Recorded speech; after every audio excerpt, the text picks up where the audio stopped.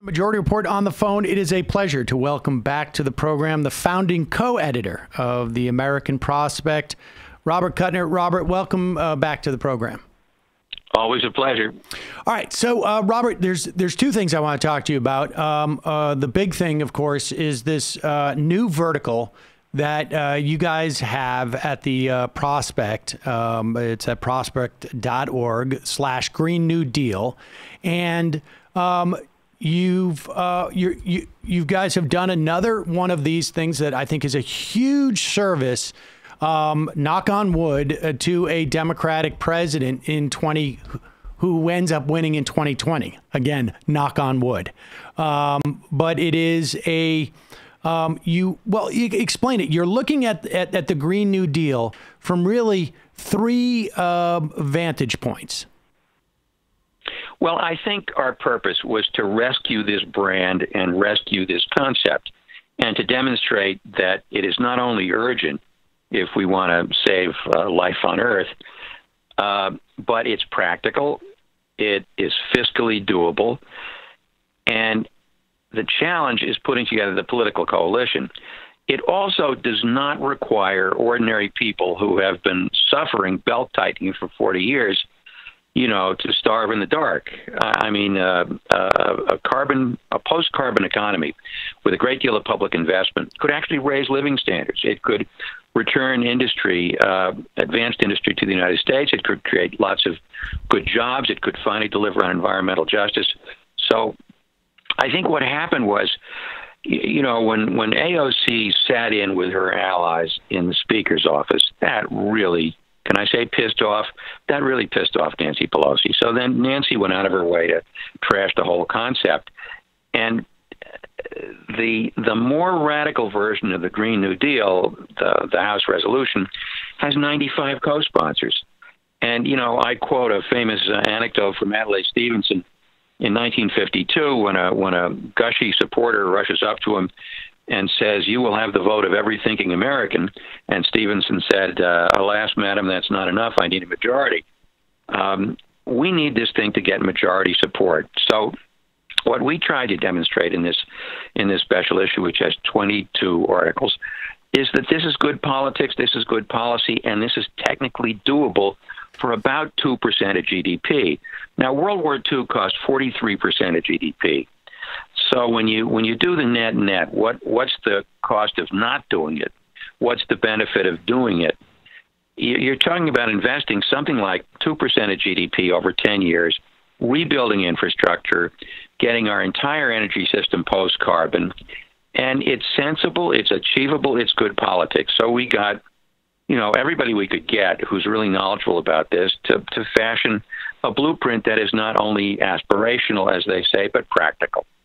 All right, great. And so, and you set it up as squaring three circles. You've sort of broadly talked about that, but let's dig into each one of those circles that need to be squared.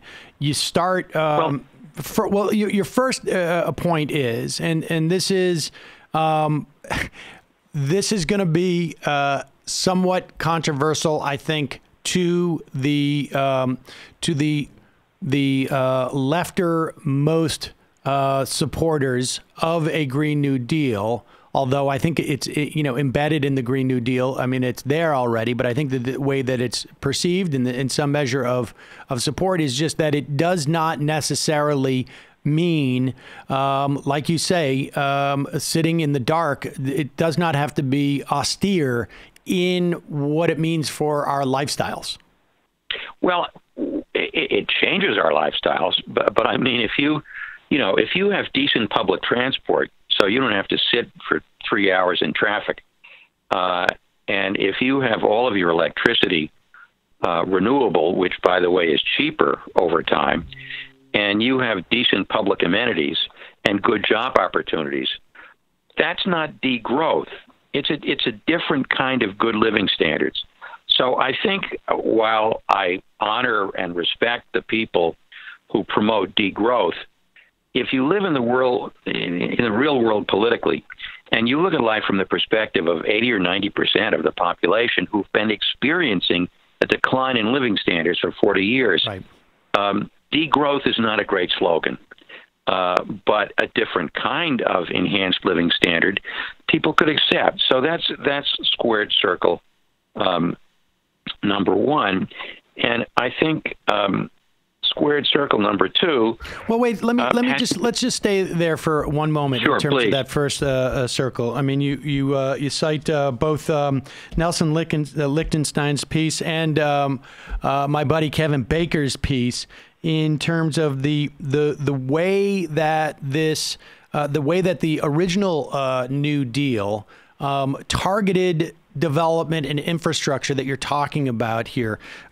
Speak to that a bit, because obviously I want to encourage people to go and read these pieces, and I'm going to attempt between here and Ring of Fire to have to talk to some of them about the specific pieces. But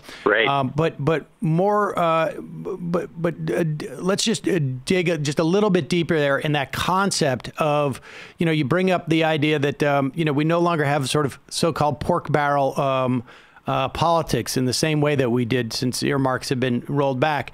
And on some level, that is problematic and something that we might want to reintroduce in some fashion. One of the things that the Green New Deal accomplished was that it was a regional economic development policy. What's happened in the past 20 years is that too much of the development has gone to the Silicon Valleys and the Seattles on the one coast, the New Yorks and the Bostons on the other coast, and the middle of the country hasn't gotten much of this benefit, and that helps explain Trump.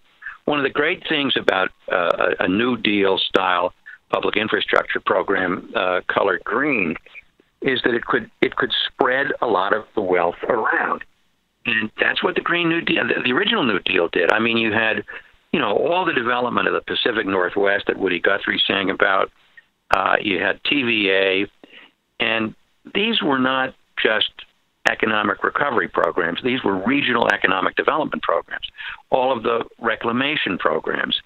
And so the whole country benefited. I think in terms of the politics of this, it's pork barrel rediscovered in the best sense of the word.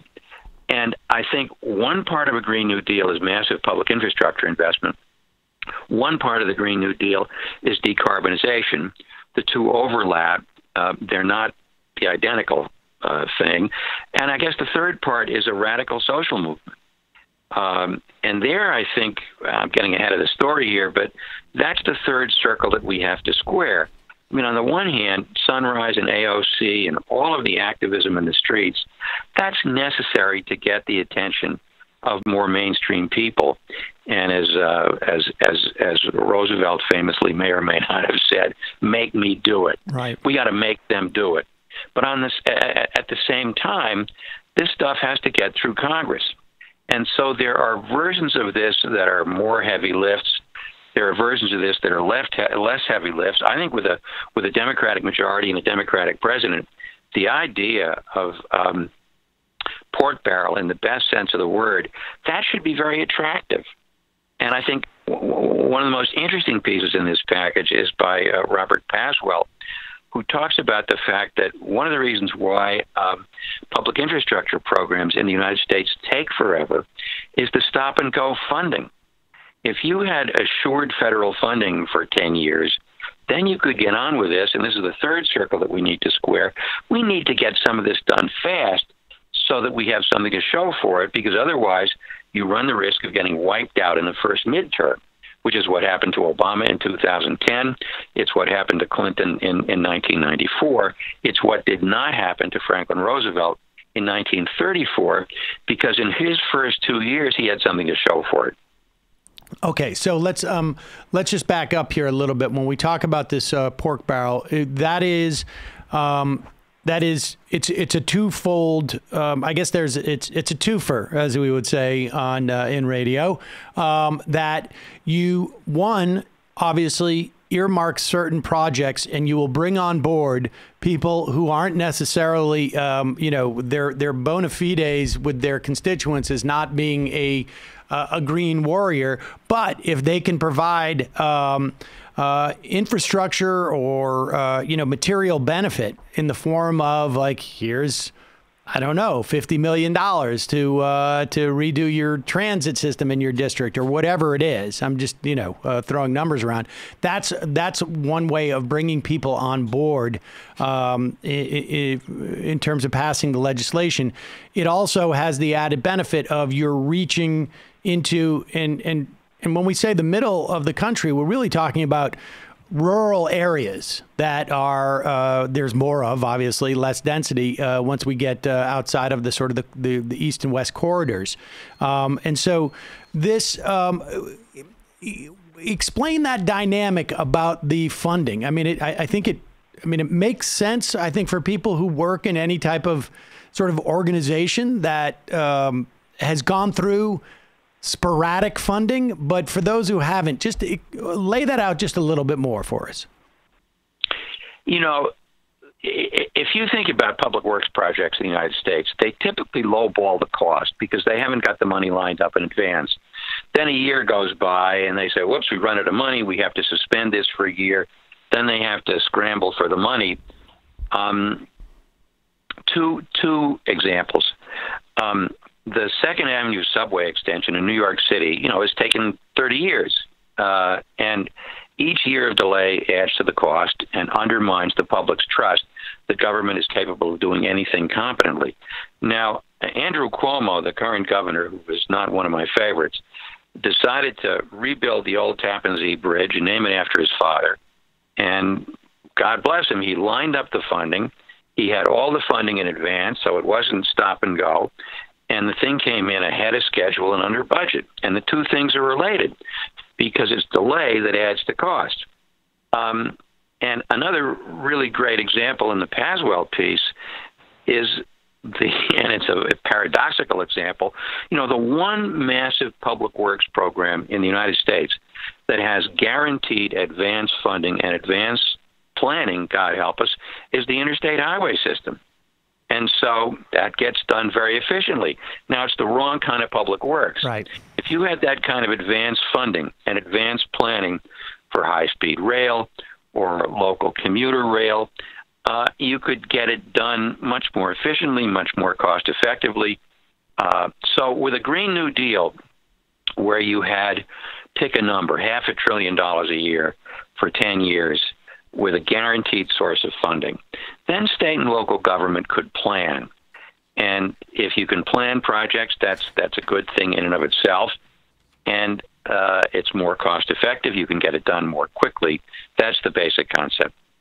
Okay, and then sort of we're circling back a little bit, but go to that second circle, which is the idea here is this needs to be a day one, as it were, not to cite another project on the prospect, but this needs to be a day one project because the payoffs, there needs to be material benefits delivered in time for that midterm election to go forward. Is that basically it? I mean, and then we can maybe also talk about the incremental nature and necessity of what you cite, the non-reform, I guess, or non-reformist reform in quoting Andre Gors. But let's, just talk about that need for immediacy. Well, I think, rather than squander whatever power, whatever goodwill the new president has, if we're making a heroic assumption that a progressive Democrat gets elected and takes the House and the Senate with them. But let's make this assumption, because obviously if we don't do that, we might as well all just give it up if we lose the election. But let's assume this happens. Then the first order of business is it's sort of like what Obama did with a much weaker recovery program. Get some serious money, get it appropriated, get it through Congress, and get some of it out there. And there are some things you can do that are relatively quick, like subsidize people's ability to transform where they live into energy-efficient housing. And you can do that through tax credits. You can do that through direct subsidies. You can have direct subsidies for purchase of electric vehicles. You can start getting some public works programs going. I mean, there are lots of public works programs that are on the shelf that have been pre-approved that are not going forward for lack of funding. So you can green light those from the get-go while you're planning phase two, so that there is some stuff to show, much bigger scale than the Obama recovery program, and that's the kind of stuff you can do day one that actually has some highly visible payoffs. We should just remind people in terms of comparing it to the Obama stimulus, because we heard a lot about it, stuff like they can't find shovel-ready projects. There was only half of that $750 billion, as it were, was just simply tax cuts, essentially. That's right. The other half was ostensibly for projects, but because the funding wasn't sort of overwhelming. I mean, there was no sort of shock and awe quality to that funding. There was a lot of stuff that didn't happen because people were trying to find essentially matching grants to it. Exactly. And the other thing that could be done right now, by the way, you could have pre-approval of projects on the assumption that in January or February 2021, the funding will materialize, so that the permitting and the planning will have been done in advance, and then you have shovel-ready projects. You don't have to wait for an election of a new president. You've got 20 or so states that have relatively progressive state governments. Those states could pre-approve projects, and then once a new president gets elected, the money could flow to those projects. Okay, and so the third circle that has to be squared again is that what you write is the connection between radical witness and agitation and the need for policies that can be embraced by the next president and enacted by Congress. And it's you raise this notion. I mean, it was interesting in terms of the history of what people refer to as the Green New Deal metaphor, that this was out there. I mean, the story of that, I guess that just the metaphor is I think a prime example of what you're arguing. This metaphor existed in the context of papers and policy papers that were written. But it took AOC and the Sunrise Movement to make it to the extent that it is, a household name. But you're talking basically about there has to be this dance that everybody is sort of is participating in on some level. I think there's always an uneasy alliance between radicals and liberals. If you look at the civil rights movement, where there's civil disobedience on the ground, but Lyndon Johnson eventually welcomes it because it took that kind of radical agitation for him to build up a head of steam and finally get the Voting Rights Act through Congress. Same thing in the 1930s, where you have really quite radical agitation on the part of the CIO unions, and then Roosevelt delivers first the Wagner Act and then other pieces of legislation, and then the partnership with organized labor during the war. And radicals make liberals uncomfortable. For years, I had a cartoon pinned up on my wall, which is circa 1967.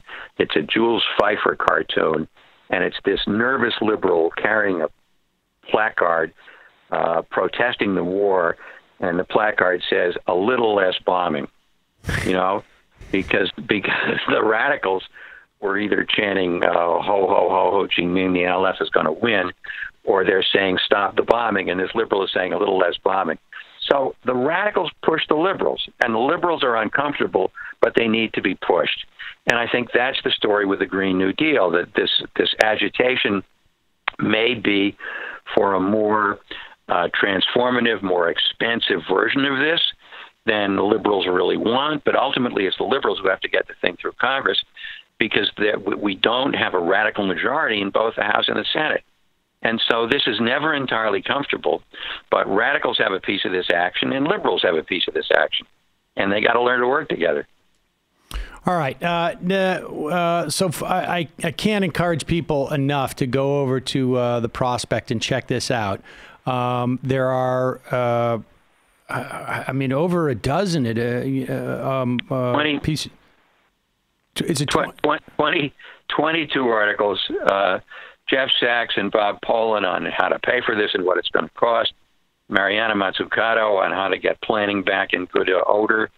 Jeff Foe on how to redeem faith in the public sector. 3 environmental justice pieces, and then closer with Bill McKibben. So it's an all-star cast. It's a great read, and it's a blueprint for how to do this. Jay Inslee is in there. He's talking about governors' roles. So folks can check that out. But in the meantime,